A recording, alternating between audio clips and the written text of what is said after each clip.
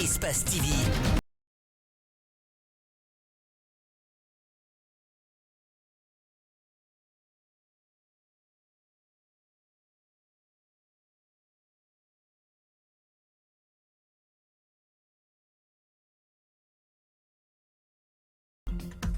Le 19h45, rendez-vous d'information sur Espace TV. Bonsoir et bienvenue au sommaire de ce journal.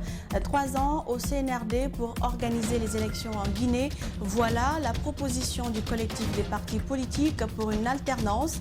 Elle a fait savoir ce lundi au cours d'un point de presse et vous en saurez davantage dans ce journal. Grogne ce lundi au quartier Dixine Port 3. Il s'agit des femmes qui ont exprimé leur colère contre un opérateur économique qu'elles accusent de leur retirer un espace de commerce que ces femmes utilisent depuis plus de 20 ans, disent-elles. Et vous les suivrez également dans cette édition.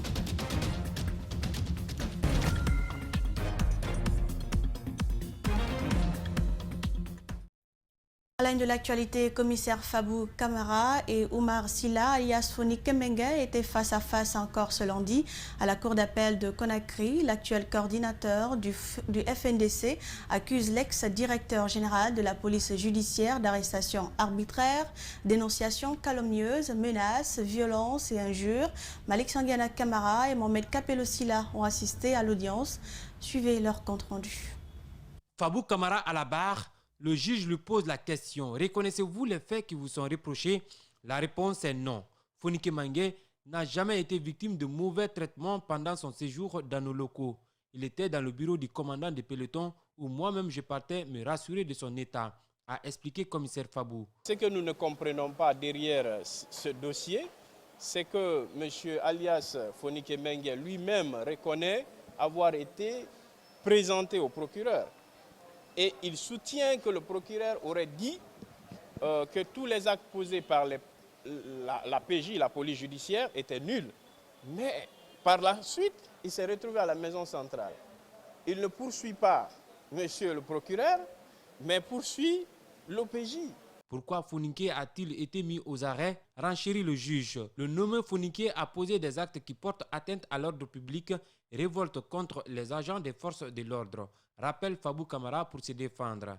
Évoquant les conditions d'arrestation de son client, Maître Salifou Béabogui s'est adressé à l'accusé en l'interrogeant si les agents étaient munis d'une convocation ou d'un mandat. Que toutes ces irrégularités étaient portées systématiquement et par écrit à la connaissance de monsieur le procureur de la République, mais qui ne réagissait pas. Nous avons tous ces courriers. Je crois que d'autres seront produits le moment venu dans ce dossier. Chaque fois qu'un citoyen a été arbitrairement arrêté, nous l'avons écrit, nous l'avons réécrit, nous avons dénoncé, mais il n'a jamais agi. Fonike Mangue dit avoir été kidnappé accompagné de violences physiques et verbales. Par la suite, embarqué mani militari dans un pick-up direction Villa 26 avant d'être reconduit à la DPJ pour audition. Pour Oumar Silla, son seul péché était d'être opposé au 3e mandat du professeur Alpha Condé. L'audience a été renvoyée au 28 février prochain pour la suite des débats. Reportage de Malik Sangiana Kamara. Je vous le disais à l'entame, le CNRD a 3 ans pour organiser les élections générales. C'est du moins la proposition de chronogramme que le collectif des partis de l'alternance fait au CNRD. Lors d'une conférence de presse lundi à Conakry, le collectif a par ailleurs dénoncé ce qu'ils appellent le clientélisme et l'exclusion qui ont prévalu à la désignation des 15 membres de la classe politique par le CNT et la rebaptisation de l'aéroport. Nos reporters Fatoumata Bintabari, Ibrahima Sori Kamara étaient sur place. Suivez leur reportage. Le collectif des partis politiques pour l'alternance s'est basé sur l'article 35 de la charte pour exhorter le CNRD à dévoiler sa structure et sa composition. Il estime que la Constitution, le Code électoral et l'organisation des élections devraient être le leitmotiv des nouvelles autorités. La transition dans notre pays doit s'accentuer sur la Constitution, le Code électoral, l'organisation du référendum et des élections générales, le recensement biométrique général de la population, le fichier électoral, la mise en place d'un organe de dialogue permanent. la réconciliation nationale et la moralisation de la vie publique à travers des audits non exclusifs et la publication des résultats des audits de la mauvaise gouvernance du passé.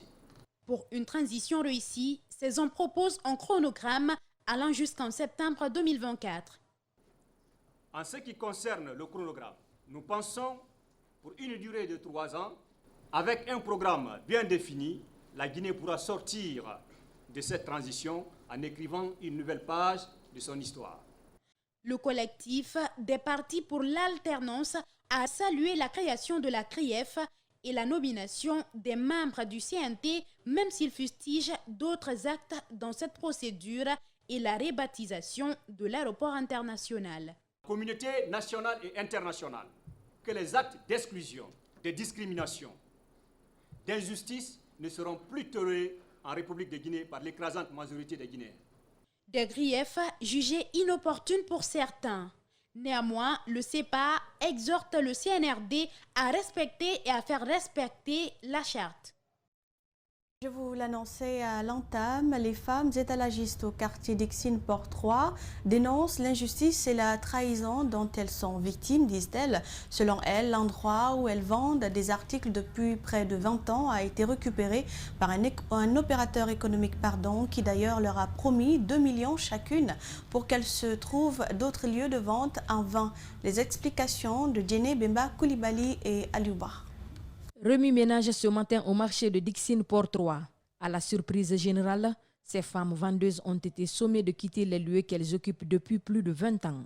À l'origine de ce déguerpissement, un opérateur économique qui leur aurait déjà promis de l'argent pour céder leur place.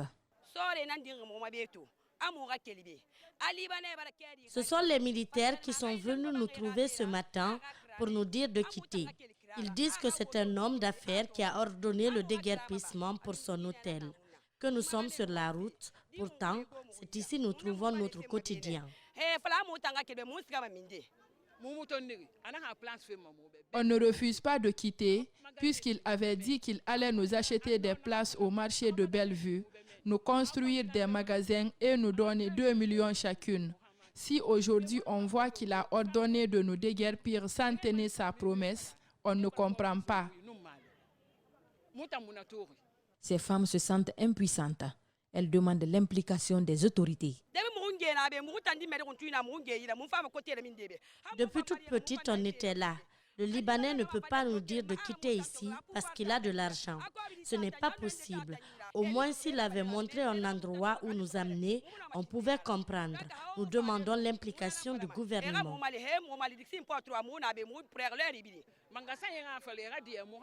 Le gouvernement n'a qu'à lui dire de nous laisser ici pour qu'on puisse chercher notre quotidien, subvenir aux besoins de la famille. Plus loin, elle dénonce la complicité du chef de quartier de Dixine Port 2 qui aurait pris de l'argent avec l'opérateur économique pour les faire quitter leur lieu de négoce. Les travailleurs de l'usine ODH-Chavé, située au quartier Calémar, dans la commune de Dubrika, étaient en colère ce lundi matin suite à un accident de travail survenu jeudi dernier. Ces jeunes réclament l'amélioration de leurs conditions de vie et de travail, puis le changement de leur bureau syndical qui n'est plus crédible aux yeux des travailleurs selon eux. Bernard Koundouno et Aboubakar Din Kamara pour le compte-rendu. Tout est parti d'un accident de travail survenu le jeudi dernier dans cette usine de transformation du fer à béton. Sur instruction des responsables, la victime Ousmane Touré, un des employés, serait en train de faire des travaux d'entretien sur le toit de l'usine quand elle est tombée sur des objets tranchants avant que mort s'ensuit. Depuis ce jour, les employés ont souhaité honorer la mémoire de leur ami, ce que les responsables n'ont pas permis. Ce lundi matin, ils ont envahi la devanture de l'usine pour protester contre le mauvais traitement qu'ils subissent de la part de la direction de l'usine. Au moment des travaux, en venant en arrière, c'est là il ne s'est pas rappelé qu'il y avait les taux transparents. Il va descendre dedans. Directement, il quitte pour venir à terre. Il cogne sa tête sur les pointes. Il est resté en place. L'acte a indigné le reste des travailleurs quand il leur a été demandé de poursuivre le travail après l'accident mortel de leur ami. À travers cette action, les travailleurs de l'usine ODAV veulent l'amélioration de leurs conditions de travail. Tu vas seulement te dire, nous sommes vraiment mal payés. Toi qui vas dire ça à un responsable, attends-toi que le même jour, si tu as travaillé une semaine, attends-toi à l'argent de la semaine, tu seras viré. Ils nous insultent comme ils veulent, ils nous traitent comme ils veulent. Ils sont plus de 1000 travailleurs à vivre cette situation à Dubreka. Après plusieurs démarches sans suite, ils invitent les nouvelles autorités à faire face à leur situation. C'est sous ces réalités que tout le collectif des travailleurs d'ODAV, on s'est levé pour demander à l'État, pour demander au gouvernement de venir à notre aide. Sinon, c'est la jeunesse qui va finir ici, mourir ici à ODAV.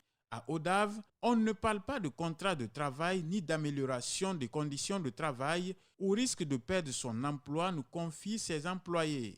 Toutes nos tentatives de joindre la direction générale de l'usine sont restées sans succès. Jeudi dernier, la même direction a brillé par le silence après le décès du jeune Ousmane Touré. Le groupe Vision Guinée Info, victime de cambriolage ce week-end, des ordinateurs, une forte somme d'argent et des dossiers importants ont été emportés par les cambrioleurs. Un vol qui intervient 3 ans après un incendie dont a été victime ce site d'information. Marissa Camara, Abdoulaye Camara pour les détails.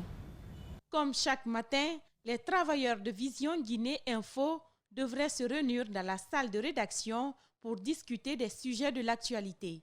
À leur conférence de rédaction, le cambriolage dont le site a été victime a volé la vedette à tous les autres sujets. Alors, il faut dire que c'est ce lundi matin qu'on a constaté que les locaux, que des individus se sont introduits par effraction dans les locaux. Ils ont commencé par défoncer la porte d'entrée principale pour s'introduire dans la salle de rédaction et vider tout ce qu'il y avait là comme matériel informatique, ordinateur et tout ce qui s'ensuit. Ils sont passés par la suite dans le bureau du responsable de la rédaction. Les malfrats ne se sont pas limités seulement dans la salle de rédaction. Tous les bureaux ont été visités. Les victimes accusent les responsables de la concession qui n'ont pas pris toutes les mesures possibles. Et de là, il y a une porte qu'ils ont défoncée pour accéder aux autres bureaux de l'administrateur et ainsi que celui du directeur de publication. Et partout où ils sont passés, ils ont pris le maximum de choses qu'ils pouvaient en termes de matériel informatique, l'argent et ainsi que des objets de valeur. On sait juste qu'il y a 3 ans, on a été victime d'un incendie et ça aussi, c'était un autre sujet. Et 3 ans après, on se retrouve dans cette situation-là. Il est très très difficile pour moi de soupçonner X ou Y. La police fera son travail à l'issue d'une enquête, on espère. Jusqu'au moment où nous quittions les lieux, aucune information sur l'identité des voleurs et leur mobile. La police s'est saisie du dossier pour les fins d'enquête. L'école primaire Kwame Nkrumah, créée en 1981, est située dans le quartier Koloma. Cet établissement public présente tout ce qu'on peut imaginer de paradoxes, des bâtiments bien construits et qui imposent le respect. Mais curieusement, certains élèves sont assis à même le sol et la direction est en plein air. Les causes et conséquences de cette situation, c'est avec Mamadou Sadio Baldé. Quand je vois l'école dans cet état-là, qui porte le nom d'un panafricaniste comme Kwame Nkrumah, l'école devrait être la référence aujourd'hui. Des bâtiments imposants, c'est bien clair, mais les conditions de travail sont tout simplement surprenantes. Les élèves sont entassés à 4, parfois 5 par table banc. Certains sont assis à même le sol, ce qui rend la tâche difficile à l'enseignante. Il y a des travaux en groupe, il y a des travaux individuels. Maintenant, si les bancs sont insuffisants, ils n'ont même pas où s'asseoir pour écrire. Le travail ne sera pas facile pour nous. C'est difficile pour nous les enseignants et c'est difficile pour les élèves aussi. Avec ces conditions de travail, explique Mariama Kesso Diallo, le contrôle pendant les évaluations est quasi impossible. Dans les conditions normales, avec les évaluations, les élèves doivent s'asseoir au moins 2 par table. Mais ici, on ne peut pas. Ils sont assis 3, 4, voire même 5 sur la table. D'autres sont assis par terre. Donc ceux qui sont assis par terre, là, difficilement, ils arrivent à écrire. Donc le contrôle n'est pas facile. Les élèves à même le sol et un encadrement sans direction, la faute à un groupe de manifestants qui s'en est pris à l'établissement lors des dernières élections législatives de 2020. Au dire du directeur adjoint, le contenu de la direction a été saccagé, les archives brûlées, le reste emporté. Le bureau là était équipé, c'est la direction de l'école, mais par faute de mobilier, nous sommes à la terrasse là-bas. Depuis qu'on a vandalisé ici, on n'a pas pu meubler notre direction. C'est pourquoi nous sommes là-bas, à l'air libre. La clôture avait subi la colère des manifestants. La directrice interpelle le gouvernement. Nous attirons l'attention du gouvernement de venir à notre secours, de nous aider à avoir les tables bancs et, n'est-ce pas, de mettre la clôture pour sécuriser les élèves, les enseignants. Les riverains traversent la cour. Certains voisins attendent le départ des encadreurs pour venir y jeter des ordures. Reportage de Mamadou Sadio Baldé. Il y a de l'amour dans l'air en ce 14 février. Le jour de la Saint-Valentin, le 14 février, est considéré dans de nombreux pays comme la fête des amoureux. En Guinée, ils sont nombreux ceux qui fêtent cette solennité. Rosaline Gotomonemou et Ibrahima Souma. Le 14 février de chaque année est célébré dans le monde la fête des amoureux. À l'occasion de la Saint-Valentin, les couples en profitent pour échanger des mots doux et des cadeaux comme preuve d'amour. Thérèse Lama invite les couples en désaccord à mettre cette journée à profit pour se réconcilier.